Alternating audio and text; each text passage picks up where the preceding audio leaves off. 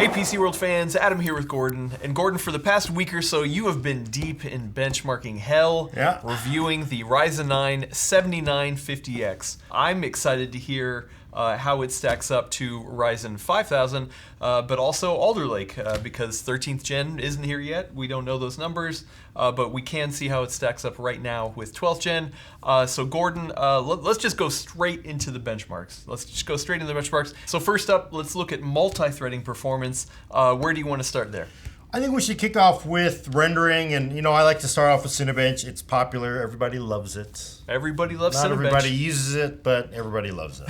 Yeah, okay, so what are we seeing in Cinebench R23 versus those other two CPUs? So we're gonna kick this off, R23, default run, and you are seeing the awesomeness of Ryzen 7000 here. Bigger bar is better. And it is wow. the one in darker red, and you are just seeing Ryzen 7950X just crush all comers. Like 5950X is no slouch here, and 7950X is 48% faster. 48% faster with the same exact core count. Same core count, 48% faster. That's crazy. That's huge. I mean, like, and the thing is, 5950X is a monster itself, but this thing is 48% faster than it. And of course, you know, I will say Intel, with its, you know, big little kind of core configuration, actually did really well here.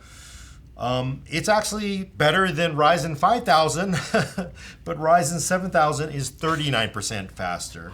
I mean, yeah, and that's not margin of error. That is a giant leap. That is a huge performance increase for Ryzen 5000 we're seeing, because it's using more power. It's you know, it's a new. There's just all kinds of things that are adding up to goodness. If you need more cores, this pretty much tells you Ryzen 9 7950X is the president of all CPUs. Wow. Okay. All right. Well, but that's just in Cinebench. Well, what about other applications? Yeah, because you know, in multi-threaded tests, you should run other things to see if it holds up. Next is V-Ray 5, and we are looking at against 5950X. Remember, really good chip. It's actually faster than Intel, 47%. Of course, AMD only cares about crushing Intel, and it does crush it. In fact, when they publicly showed off the chip, they showed this off. It's 60% faster in my test. 60% faster in V-Ray. Again, wow. 3D rendering. All cores count, all threads count, and it is just moving. Jeez. Okay. Well, does it continue in another test? Well, and this is the reason why we run many tests sometimes. The next one is Blender 3.3 using the Barbershop CPU render frame. And we see that this is actually based on time. So if you are, it tells you, the way I look at it is like, if you render faster, it saves me more time, I can go do something else. And you are seeing the fastest chip again being Ryzen 7000. Basically, your render is about 38% faster than the other two CPUs. Again, you know, sort of what you're seeing, very close to what we saw at a Cinebench. So yeah, your renders are tremendously cut down in Blender with the Ryzen 7000. Wow. Okay, so the render times, oh man. Render times on 3 applications so far, just crushing Ryzen 5000. Do you have one more? Yeah. Maybe that's where Intel wins. Well, last one. So the last one is POV-Ray. It's an oldie but a goodie. It goes all the way back to the Amiga, but it's been updated obviously for modern hardware mostly. So we're looking at about 40% faster than the Intel CPU, 12th gen. Again, you know, very much in line with a lot of the other tests. V-Ray is, for me, the outlier. POV-Ray is matching it about 40%, which we're seeing in Blender and Cinebench. And against 5950X, it's about 42% faster. So pretty, again, still stunningly fast. Wow. Not quite what we're seeing out of V-Ray. But the other thing to talk about here is the single-threaded performance, that the shorter bar that you're seeing in red, because that does matter. That is actually the area where Intel has done really well, and it gives it a lead. That's actually a lot more practical for a lot of people. And if you're looking at single-threaded POV-Ray, basically over the Alder Lake 12th gen, 12900K, they do have a KS part. I didn't actually test that for this. You get a little more out of there, so it's closer. Single-threaded performance is very hard to get more out of. We're seeing about 3% more, right? But here is the big win, because The problem Ryzen 5000 had against Alder Lake is single-thread performance. It did not show as well. Ryzen 5000 versus Ryzen 7000, 19.6%. So wow. Okay. Yeah. Okay. That is really kind of the key lesson here that you see. Well, yeah. So if I can stop for a second, we've looked at 4 multi-threaded performance so far, and each one of them, even though the 5950X and the 12900K, you know, give and take a little bit within, you know, single-digit percentage points probably, but the 7950X on all 4 of these tests just blow both of those chips out of the water. That is a huge boost with keeping the same thread count, but you move into that new process, the AM5, more power, everything all sorts adds of up. goodness. Wow, okay. Tweaks to the chip itself. All right, so bigger bar better. Everything is looking good so far. But you already talked a little bit about single-threaded and how the Ryzen 5000 was kind of lacking a little bit.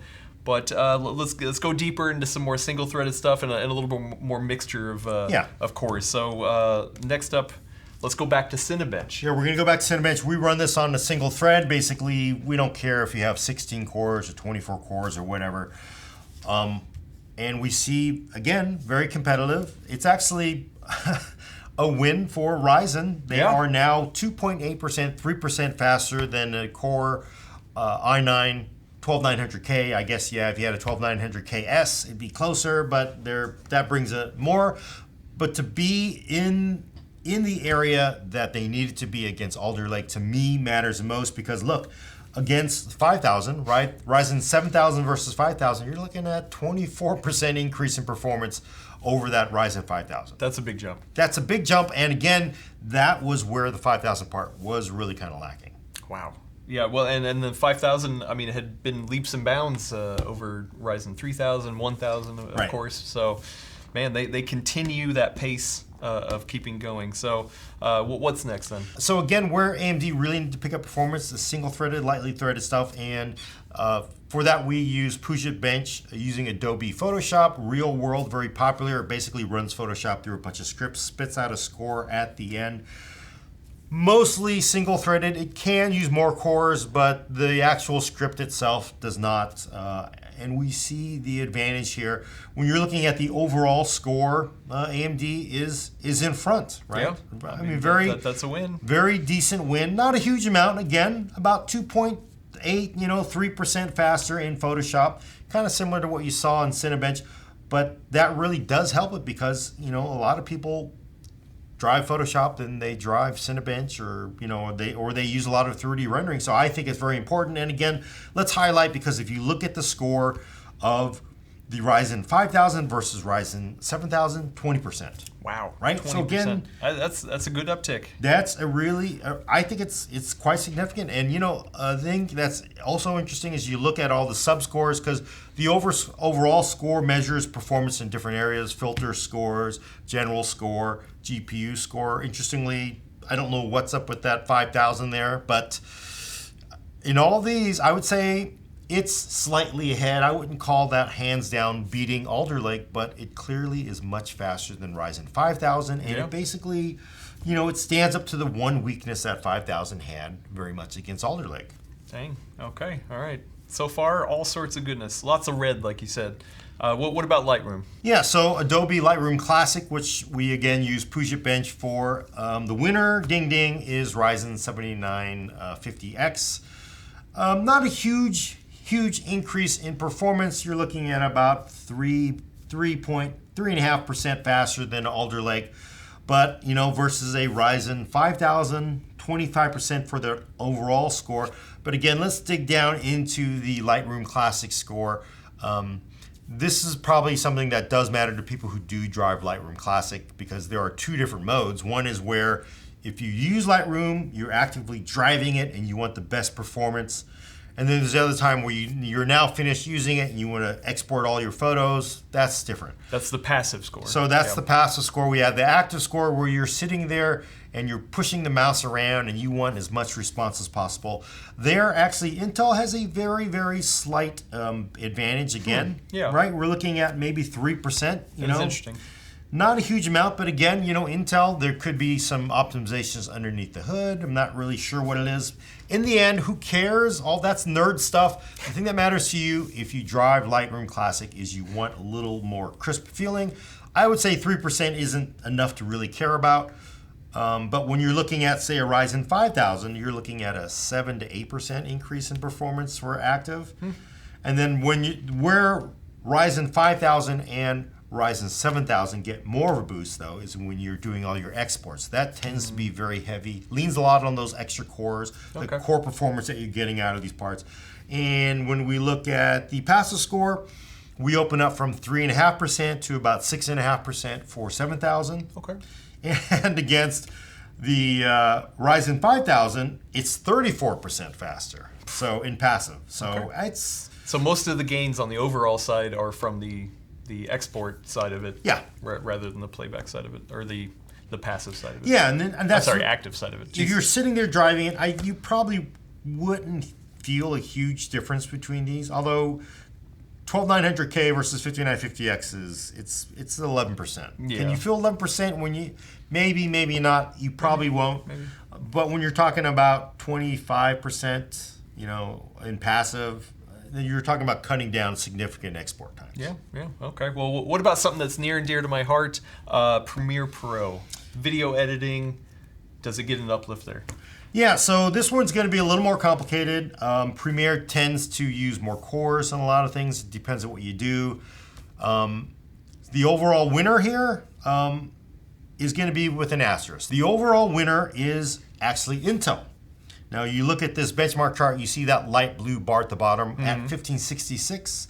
That clearly blows away both Ryzen 5000 and 7000, but you're going like, why is it also faster than Ryzen 5000, Gordon?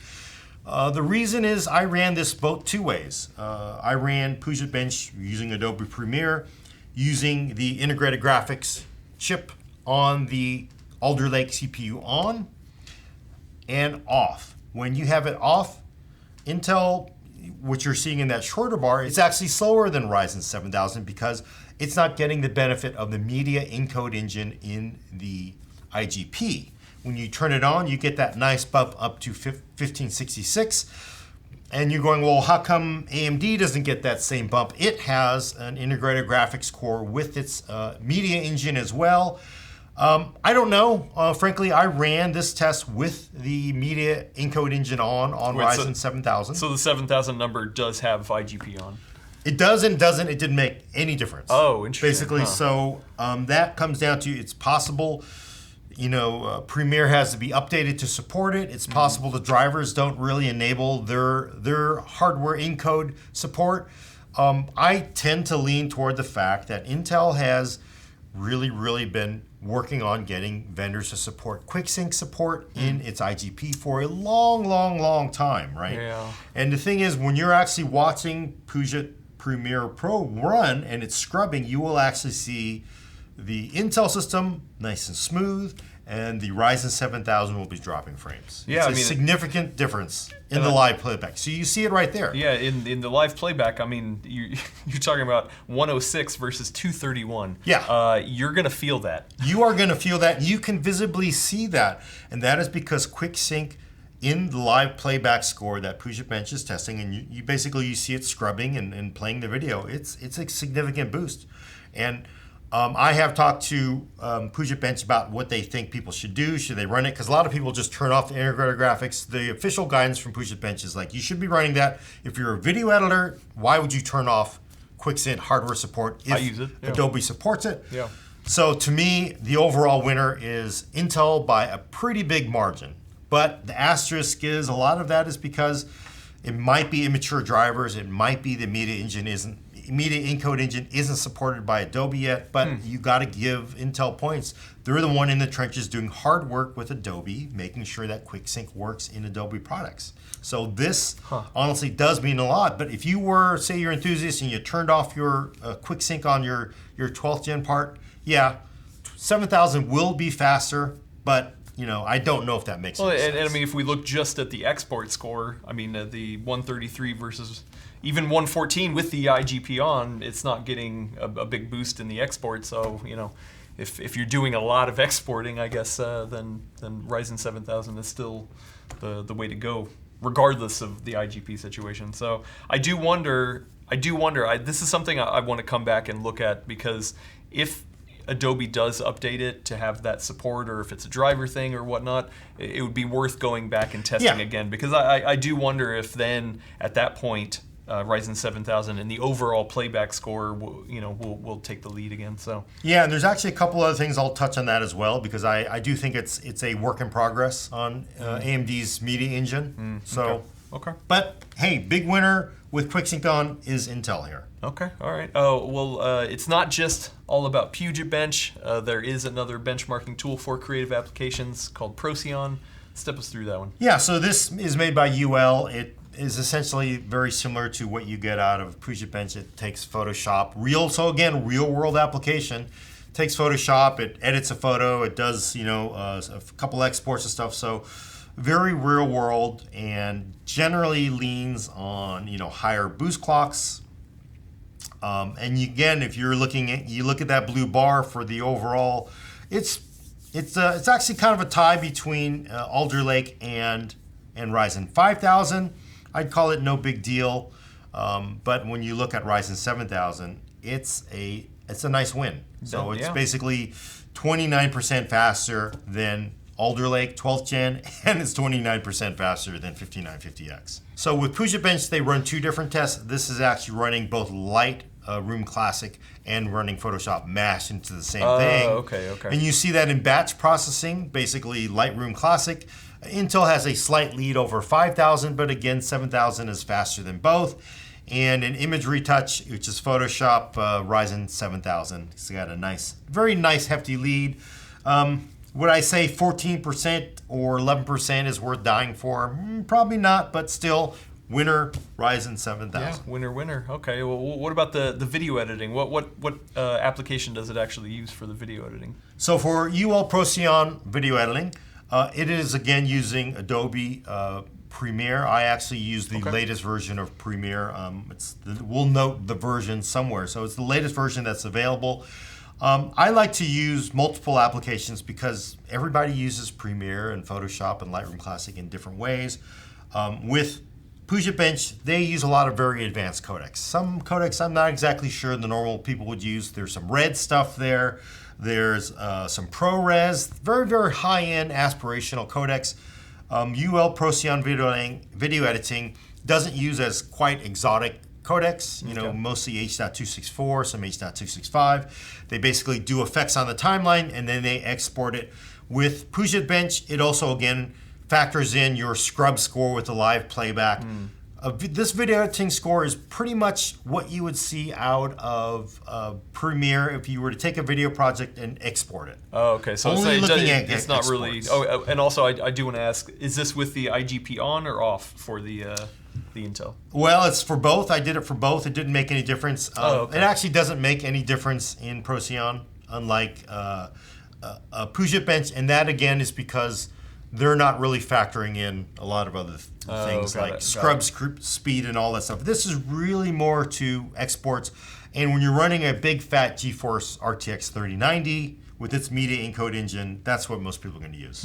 So, we're pretty much dead even between the Ryzen 7000 and the 12th gen, which honestly, that's a win for AMD in a lot of ways. Because again, you're looking at, Intel was a decent, 14, 15% faster. So that lead, 14, 15% isn't a lot, may not make a difference. But if you're talking about an encode that may take an hour, 14% of that is nice. With 7000, it's basically a dead tie. Okay. Well, what about the next one? So this next one is just using Handbrake. So this is a free encoder you can get on the internet. Anybody can download it. I love it. I basically take tiers of steel. I convert it from MOV 4K to H.265. Okay. Advanced, but not that advanced codec. Generally, more cores are better. And this is only using CPU because you can use a GPU, you can use hardware acceleration. This is only the CPU performance that you're seeing here. And of course, this is only looking at the time it takes, not average frame rate. Okay. You're looking at a very decent 29, 30% less time it takes to encode that video with the 7000. Wow. You're looking at essentially dead even scores between Ryzen 9 5950X and 12900K. Basically 29% between both of them. So that's a huge win for Ryzen 7000. Wow. Wow. Oh, this is creative applications, hardcore rendering, all this goodness. Ryzen 7000's doing awesome. Okay, what about the lightweight stuff? What about if I'm just using my 7950X with 16 cores and 32 threads just to browse the internet? Is it still better than Intel? Yeah, so that is one area that Intel has done really, really well. Again, when you browse in Chrome, that does matter to the average person. That may actually probably, frankly, matter a lot more than a Cinebench score or some rendering score, which a lot of people don't do. Everybody does use their browser. I know you say it's overkill. Here, basically take Chrome 105 and I run it through 4 very popular browser performance benchmarks. Okay. And you look, again, generally, Intel's got a big advantage over AMD, but that's not the same necessarily with Ryzen 7000 here, because you're looking at Ryzen 7000. Basically, this is Web Expert for Principal Technologies, about 5% faster for Ryzen 7000. Okay. And when you get to Jetstream 2 and Speedometer 2, it's a good solid 9% faster than Intel, right? Wow. That is, okay. I know that's probably not enough for people to be able to feel, but it's very solid. And for some reason, of course, Intel actually does better in Motion Mark. I'm not sure. Jetstream, Speedometer, and Motion Mark are basically developed by the same people who do Apple's Safari browser, a lot of the back-end stuff. So there's no, they have nothing here in the x86 wars. They don't care about us. But, I will say, again, Ryzen 7000 overall doing pretty well, and especially when you're looking at versus 5000. I mean, in Web Expert, 7000's 18% in Web Expert.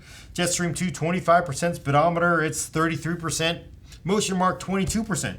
So it's a big win for AMD here, because they really, really needed that kind of like, very lightly multi-threaded performance against 1210. That, again, realistically, matters more to most people. All right, Gordon, well, what if I use a lot of Microsoft Office? Excel, I'm huge into Excel. Word, I got to type up a new script while I'm exporting. Is Ryzen 7000 better there as well? Well, and again, I know everybody's dogging this, because why do I care about Microsoft Office? Well, you know what? Way more people are running Microsoft Office, Word, Outlook, PowerPoint, Excel than they are Maxon rendering or any of these. Oh, for sure. It is very important.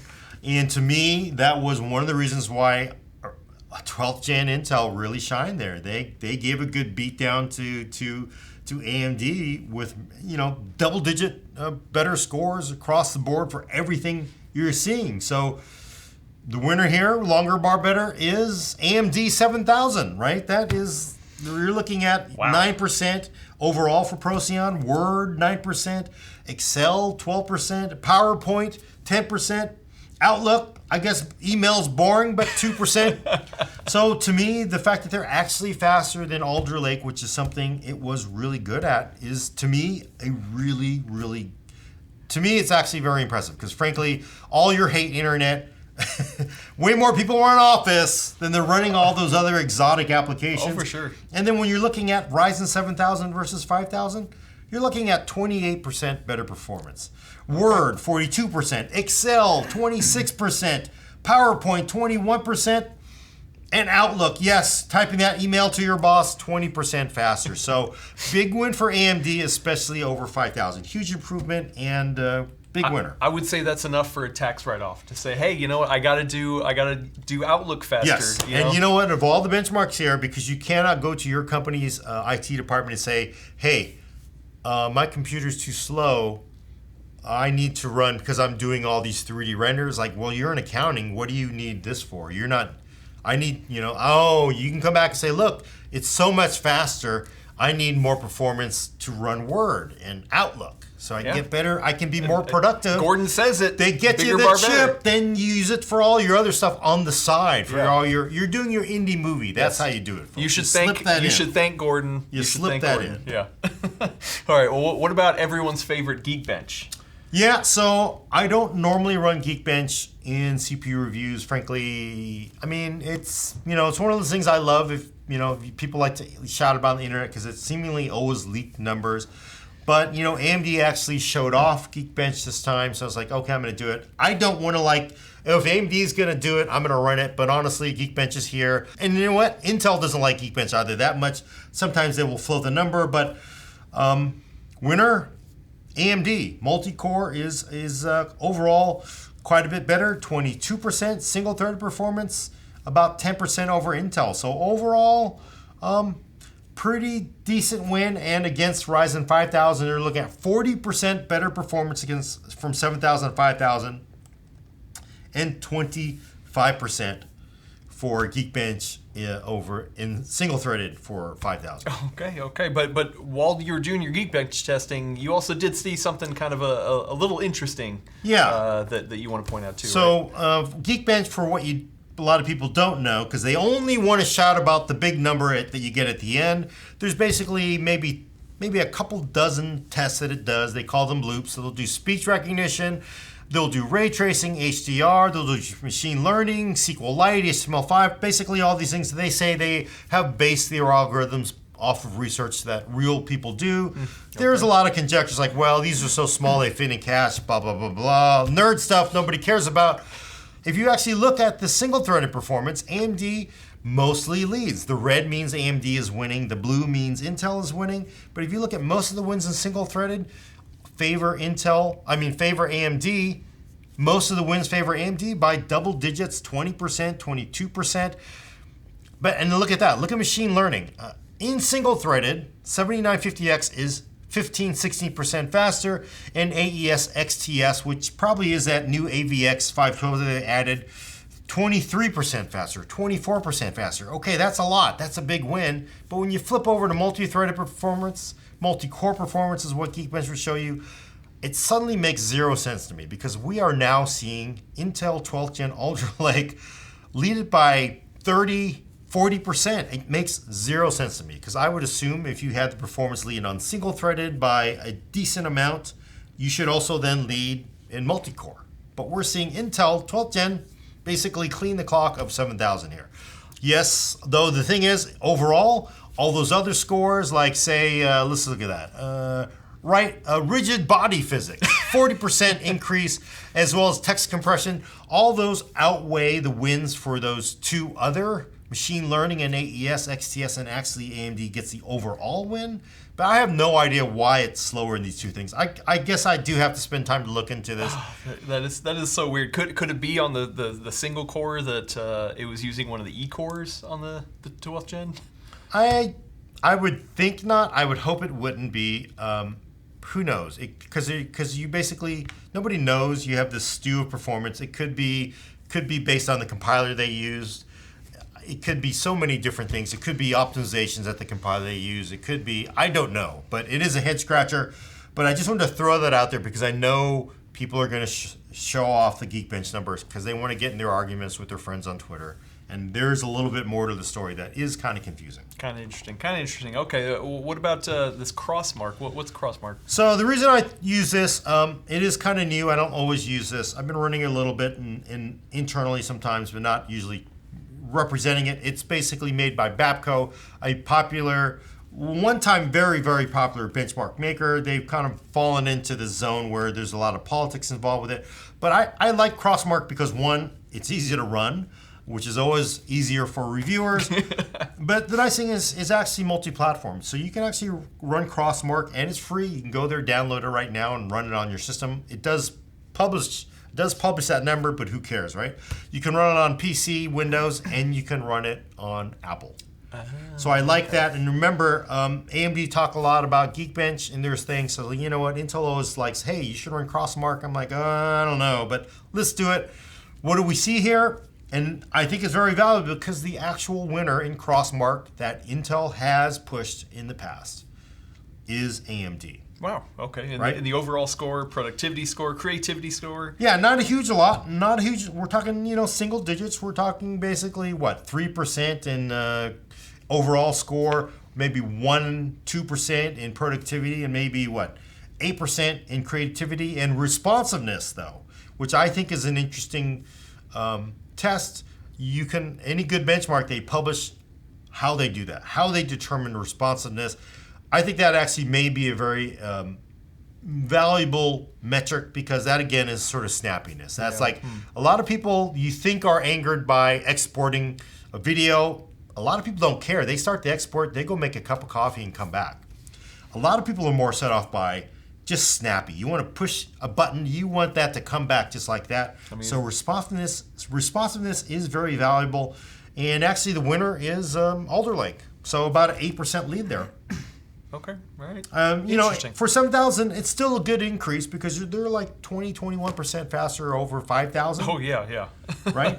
But, again, Intel is faster there. But overall, if you're looking at just the overall score, because nobody ever cares about the details, Ryzen wins in this test that Intel's talked about for a long time. And I thought it'd be fun to roll in. We'll see going forward if we continue to use it. Okay, we'll see. One of the things I do want to dig into, you've got a really big chart, is gaming. We talk about this. If you're gaming, though, CPU is probably one of the least things that you need to worry about for just pure gaming. Yeah. But, it still is good to look at. How do you test your gaming? So for gaming, I'm basically, we have matching systems as much as we can, same amount of RAM, memory, same coolers, same power supplies, as well as the same GPU. For all the gaming tests, I use a GeForce RTX 3090 Founders Edition, so basically bone stock NVIDIA card, and I use the same drivers in both of these. This is also Windows 11. All the testing here is Windows 11.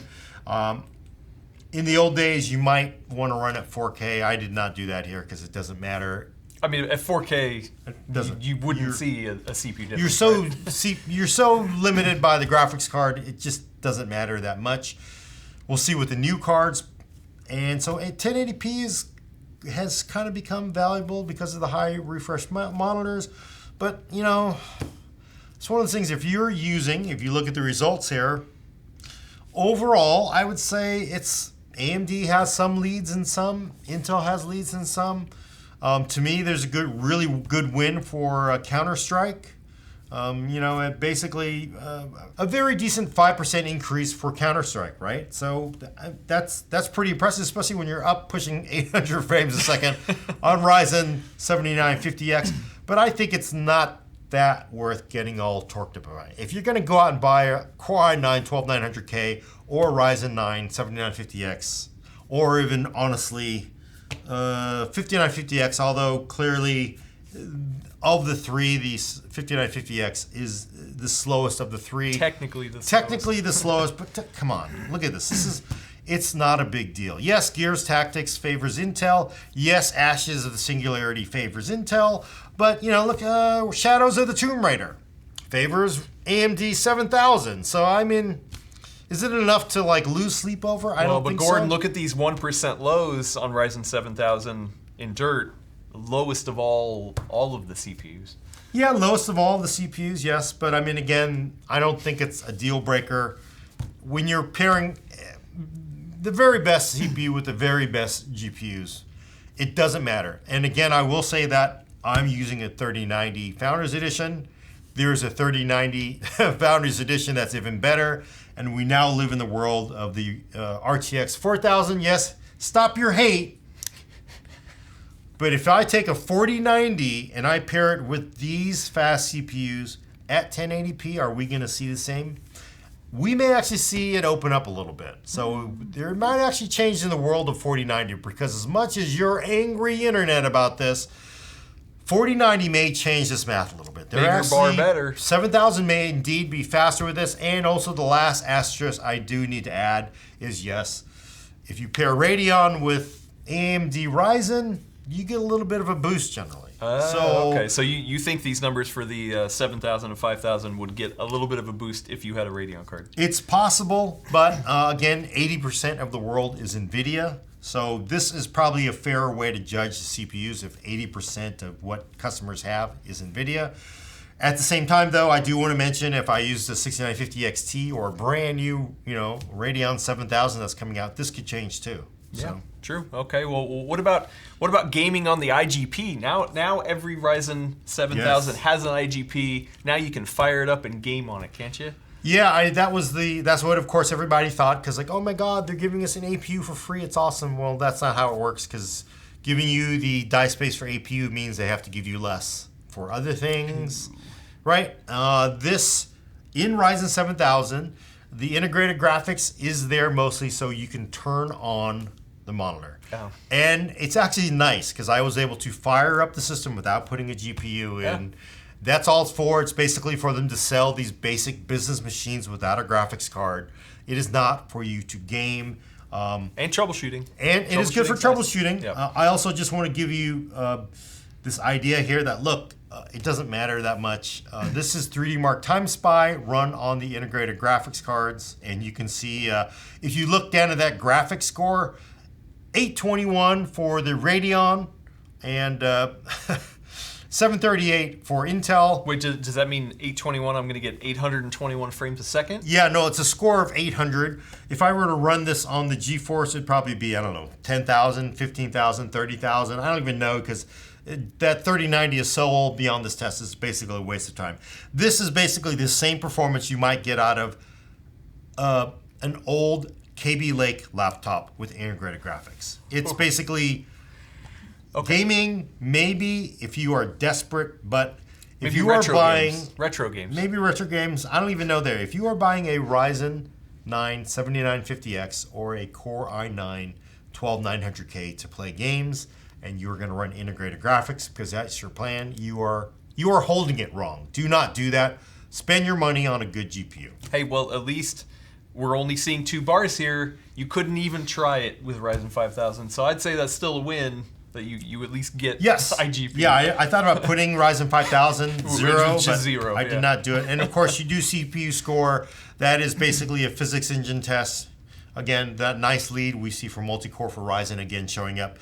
In reality, though, most games are not using 8 cores for gaming, even though the engine can theoretically do it. Okay. Well, man, wow, my head's spinning. These are a lot of numbers. We do have one last thing that you want to get to, and that is your age-old thread count benchmark. How? Please remind people how you do this one. So for this test, you're seeing the actual scores of both the Ryzen 7000 and the 12th Gen Alder Lake running Cinebench R23. The default mode in R23 that you saw earlier, that is based on a 10-minute stress test. For this, I did not run the stress test. And actually on these CPUs, with the cooling I have on it, the non-stress test and stress test scores are actually pretty close. So we're going from running it from 10 minutes to basically running it in just a few seconds. We run it basically from 1 core, 1 thread, all the way up to the maximum amount of threads available on these CPUs. And why I like to do this is it gives me a good way to visualize kind of the strength of these CPUs, because you often hear about 32 threads, look at this great score. I hear about single core. I kind of want to know what's in between, because a lot of times you're running a lot of older applications, maybe something newer, it may only use 8 threads. So it doesn't really help you to know what the performance is on 32 threads versus a single thread. So actually it helps to look at this as a percent increase though. So let's do the next one. So this is basically the percent difference between the parts in this, again, the previous chart you're seeing, and you see the strength. The red, where it's above the line is the advantage for Ryzen 7000, where it's below is the advantage for Intel. And you can see on that very left side of the chart, probably up to about 8 threads, Intel actually does fairly well. Again, you sort of see this echoed in a lot of the benchmarks. A lot of the lightly threaded stuff like, Office, Photoshop, Intel is still in the game. Alder Lake is actually still very decent, and you see it. In fact, they have a basically margin of error in 1 thread, 2 thread, and they're dead even up to all the way up to about 9 threads before AMD Ryzen starts to open it up. But from there, once you get up to 12 threads, 12%, 17%, 20%, and then you see this weird kind of like dip, because on the Intel you have the performance cores, you have the energy saving cores, and you sort of dip in performance a little bit. But by the time you get all the way to 32 threads, Ryzen 7000 is just wailing on it at a 38% higher performance. Well, but hold on though, the Core i9-12900K doesn't have 32 threads. Yeah, so basically, once I get out to about 24 threads, it doesn't get any faster. I compare it, same performance all the way out, because it doesn't matter. So, but you're looking at just the real strength of Ryzen 9 7950X is obviously on that far right side. If you really need a huge amount of cores and threads for what you're doing, or you sort of need that, 16 threads sounds like a lot, but if you're running a bunch of applications, multitasking, the strength by double digits, 20%, is going to go to Ryzen 7000. Right? Well, but still, the fact that it is catching up to the 12th gen at the single core speeds or lightly threaded tests is a big win as well, because traditionally they've kind of fallen behind on that. So either way, I would say it's kind of a win. Yeah, and I think that's very much, for me, my feeling as 12th gen was such a great chip, because at the actual practical side of this chart, it had a lot of strength on the left side, like browsing, Office, Photoshop, a lot of stuff that it just had a lot of strength. And that was really kind of the weakness. Ryzen 5000 was a very good part and actually could still beat 12th gen in multi-core. But on the left side of that chart, I would say, and for what I do, most of the time, I'm not a 3D renderer. I don't need all the cores full time. I would say Alder Lake was probably a better choice for a lot of people. Yeah. But over Ryzen 5000. Yeah, so you see this next one, we're doing the same thing we did for 12th gen versus 7000. We're doing 7000 versus 5000, and you can see this is not pretty. This is basically Ryzen 9 7950X smoking Ryzen 9 5950X every single place you can look. Again, on the left side of that chart where you saw the strength of Alder Lake, Ryzen 5000 very weak versus Alder Lake, and very weak against, of course, 7000, because you're starting single threaded performance is 22% higher. You start there 22, 23, 24, 27, 28, and then you just keep climbing and climbing and climbing. 46%, 43, 45, 46%. It absolutely destroys Ryzen 5000 in everything. Again, and you saw this earlier. We saw it in an Office. We saw it in browsing. We saw it in video editing. It's just so much better than Ryzen 5000. I was kind of joking. It's almost as though AMD made its own Alder Lake, because now they sort of took Alder Lake. I will throw in a comic book reference. It's like the Skrull. It's like they took an Alder Lake and they combined it with the Ryzen 5000s, because they gave you that strength of that Ryzen 5000 and multi-core, and they gave you the strength of Alder Lake on the left side and the lightly threaded stuff, as well as in the mid. So it's like it has no weaknesses against 5000. No weaknesses. Okay, I like that. That's kind of the TLDR, right? It's either matching or exceeding 12th gen. There is 13th gen around the corner. We don't know. We don't have it. But if you're looking at upgrading over Ryzen 5000, it's all sorts of goodness. I will say there is one last set of benchmarks that we're not going to get into here. We're actually going to save that for a separate video, and that's talking about power consumption. There's been a lot of talk about the eco modes and things like that. We're going to save that for another video. TLDR, yes, it does use more power, but it does get things done quicker. So, take what you want from that. But I think how I want to end this is kind of on a question you asked at the launch of these Ryzen 7000 parts, and that is AMD here to stay? You know, it was AM4 just a nice flash in the pan? We got some really good years out of AMD, but then all of a sudden they're just going to kind of start going downhill, and then Intel eats their lunch again. What do you think, Gordon, now that you've seen these parts and you've reviewed?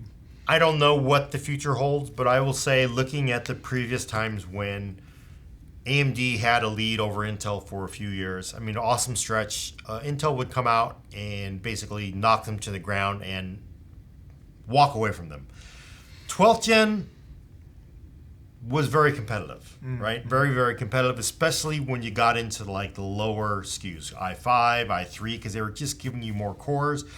Here, it looks like, you know, again, from what I saw from AMD at the launch and what I'm seeing here is AMD is not walking, they're not going to go away this time, it looks like. AMD, this is an extremely competitive CPU, especially against Alder Lake, right? I mean, it is a really good chip, and obviously, I don't see how anybody can argue it isn't competitive. So, yeah, they're in the game because when Intel beat them the last time, AMD did not come back immediately and say, okay, we got you. You got us last time. We just tagged you back. This time, AMD is again, you know, if you were to say who's a winner here, it's going to be Ryzen 7000. 7950X is the winner, most powerful CPU, right? And not to mention, it's the beginning of a new socket. AM5 is here. At least, I can't remember, they said support through at least 2025. So, you know, potentially you could see even better chips and drop those in later. So yes. All sorts of goodness. But right around the corner, 13th gen, we don't know. Yeah, we don't know yet, but... We don't know because we don't know numbers yet as of this embargo that you're watching this morning. But we do know Intel has already pushed out numbers. I love the jockeying between both of these. Intel knew AMD's got Ryzen 7000. So basically, you've seen the numbers. You've seen like, wow, you know, actually, lightly threaded stuff, AMD's right there. They're basically slightly decent, 5% better across the board mostly than Alder Lake.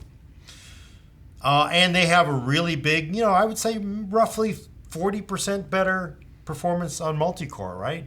Well, I think a week or two ago, and in Israel, Intel came out and said, hashtag Intel Tech Tour.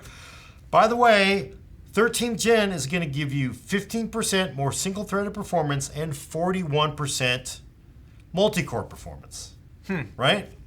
If you just took what you're seeing here, and of course that is based on spec, a very well-respected CPU nerd kind of chip benchmark. We don't know how that translates into the real messiness of actual code.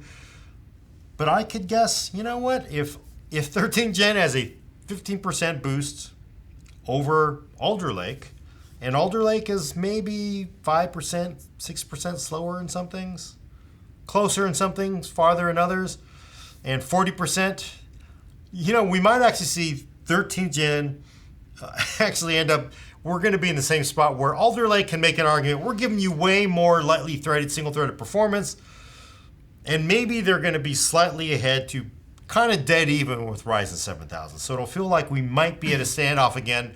But again, that's like, that kind of benefits AMD to be at a standoff rather than getting knocked. Again, I've seen it before. They get knocked to the ground. Intel just puts them in the rearview mirror, and it doesn't look back. So I think it overall is still pretty good launch. And I would say no matter what, we benefit because then we have two great companies making CPUs that we can purchase. And yeah, it's all sorts of goodness. So thank you, Gordon, for digging into this. I know you're tired. I know it's a slog to do this benchmarking stuff. But hey, you know what? You're one of the best in the world. So I appreciate you. I'm sure everyone watching this does too as well. And thank you for watching. This is obviously a lot of benchmarks that are dumped on you, but you know, Gordon did the hard work. So I'm glad you stuck around here to the end to show your appreciation. If you want to show your appreciation, give this video a thumbs up, smash that bell icon, right? That's what they say. That's what the kids say. So, and yeah, subscribe here on PCWorld. We have more Ryzen 7000 coverage coming in the following week. And then, of course, 13th gen is going to be here, and you got to do it all over again, Gordon. So, yeah, we'll see. So anyway, get some rest. Thank you, everybody. We will see you later.